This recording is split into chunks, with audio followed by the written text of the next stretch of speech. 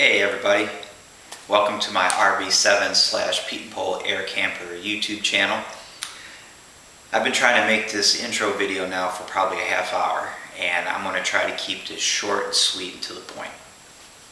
The reason I'm making these videos is because one, I like to build, and two, I really enjoy helping other people. So these videos will show you how I am building my airplane.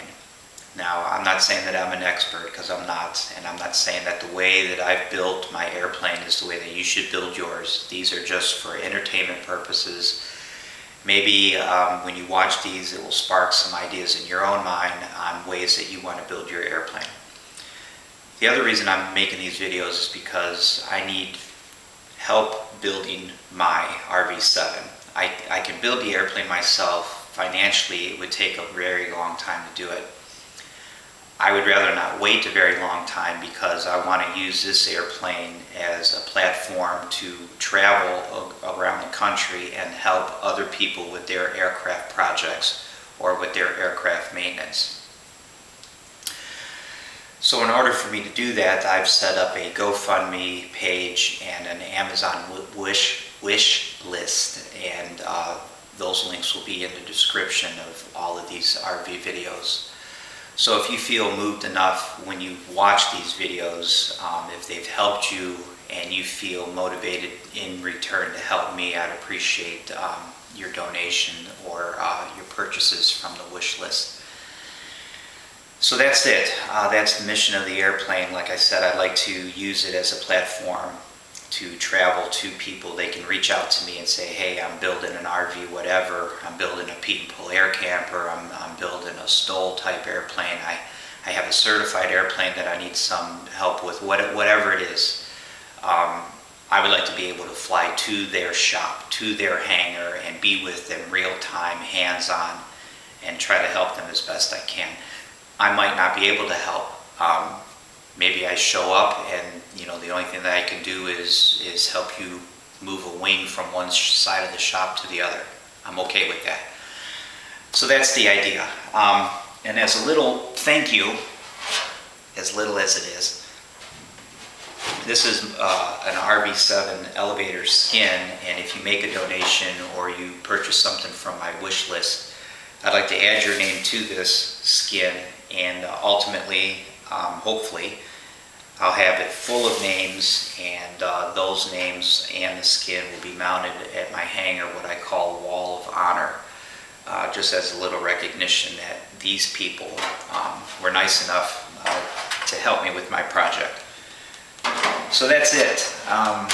Again, these are the RV7 videos. You might be interested in checking out my Pete and Pole air camper videos as well.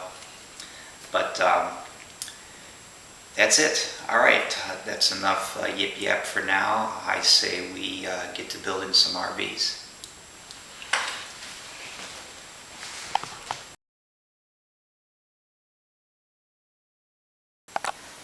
Here's the bell crank assembly. This bell crank is actually for my right wing, which I'm working on now. What I wanted to point out was this brass, I believe it's brass, bushing. This bushing slips inside the bell crank like this. The issue that I had with both bell cranks on both wings was this did not fit in here very nicely at all. It went in maybe halfway or so and got stuck, and then once I did finally get it in, it wouldn't rotate. You can see how easily this goes in and out of here now. It fits really well. And if I hold on to just the bushing, you can see how this rides on there really nice. It doesn't bind. So all I had to do was take this and I chucked it in the drill press, and I'll show a picture of that here in a minute. Simply put this in the drill press and spin it and then polish it. I used 400 grit sandpaper to polish it. It basically just cleans it off and takes the high spots off of it. I had done that I think maybe twice, and now it fits in here really nicely. The other thing that I had done, if you look at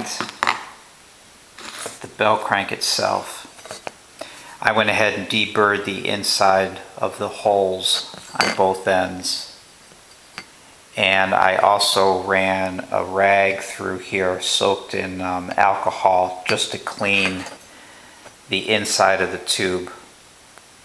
So by doing that, by deburring both ends, cleaning out the inside of the tube, and then polishing the bushing, this fits really nicely now. So the next thing I'm going to do is dry fit this to the spar and then start, let me see if I can get this back out, and then start shortening the length of this bushing ever so slightly so that the bell crank will fit without a lot of vertical play. And I'll explain that in the next video here coming up. Alright, now I'm dry fitting the bell crank to the spar. And the first thing that I want to point out is, of course, this now moves very nicely.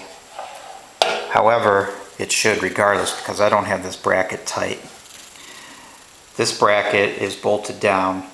This bracket is not. It's not completely bolted in place, and here's why. For one thing, you can't get this in and out of here with the bracket in place. Obviously, this bracket, one of the brackets has to come completely out so you can get this long bolt past this flange. Second of all, if you look, I don't know if it's obvious here, but this bracket here, this leg is slightly bent out this way. And there's two reasons for that. One, it probably wasn't bent at an exact 90 to begin with, which is fine. Second of all, the bushing is really long. I don't know if this will stay focused, but if you grab the bell crank, there's a lot of play here. And I had the exact same thing on the left wing bell crank as well. So what I want to do, I want to gradually, I'll take the bushing out and sand it shorter, and come back and dry fit it, and I'll keep doing that until I can get this angle bracket at a nice 90-degree angle, have these two bolts tightened down all the way, and have virtually no play vertically on the bell crank. It will still be able to rotate nice and freely, but I don't want any or very, very, very little movement here. And I can do that by taking the bushing out and making it shorter.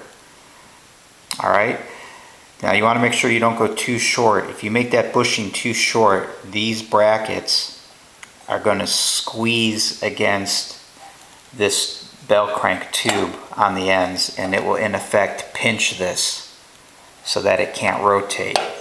You don't want to leave this bolt loose just so this will rotate. You want this bolt nice and tight so it squeezes the bushing. You don't want the bushing to rotate. You want this bolt to squeeze the bushing so it is stationary, and this bell crank will then pivot on the bushing, if that makes sense. Alright, let me work on that bushing and I'll come back. What I decided to do before I did any modifications to the bushing, I went ahead and cleaned up the ends, both ends of this bell crank. These ends had some paint on them, and they were not smooth. Just running my finger over them, they were very, very rough, both ends, this end and this end here. So I went ahead and took a file and cleaned them off, and then I deburred the outside edge and the inside edge on both. And then from here I went ahead and started fitting the assembly together with the bushing, and then I ended up knocking the end off. Actually, it was this end of the bushing, a little at a time, until I got everything to fit the way that I wanted it to fit.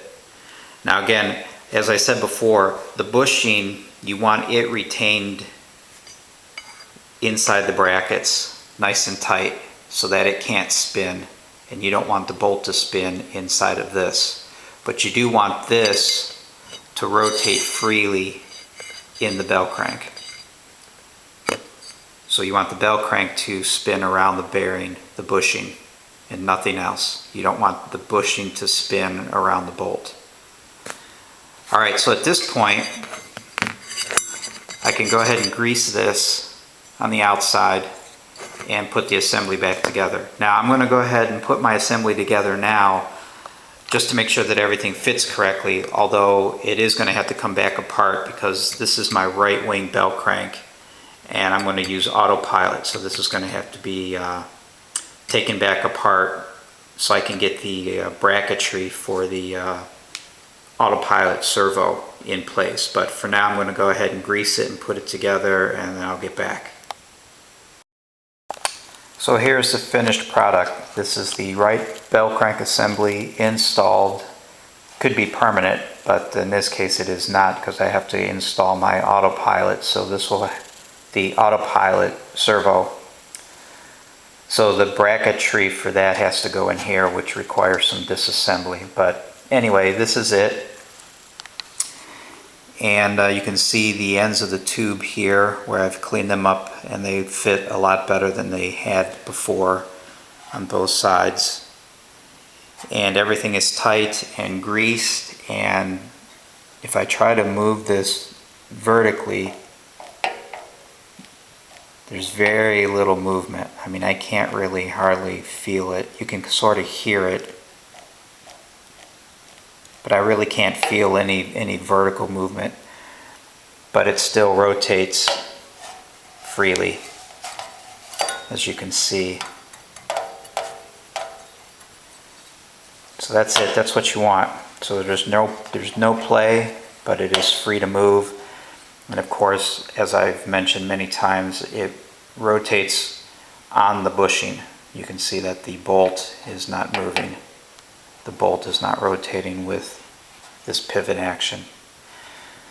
All right, so that's it. That's the bell crank. I'm moving on. Hey everybody, it's me again. I just wanted to say thanks for checking out my video. And like I said in the intro, if you find these videos helpful and useful and you're moved enough to want to in return help me with my project, my GoFundMe link and my Amazon wish list link is in the description of each of these videos. And again, if you do make a donation or a purchase, I'll add your name to this elevator skin, and it will be displayed on my wall of honor at my hangar. So that's it. Thanks for coming by. I really do appreciate the donations, and hopefully when this aircraft is finished, we can meet in person and I will be able to help you or anybody else who needs help with their project, and we'll see what happens. All right, thanks again, and we'll see you in the next video.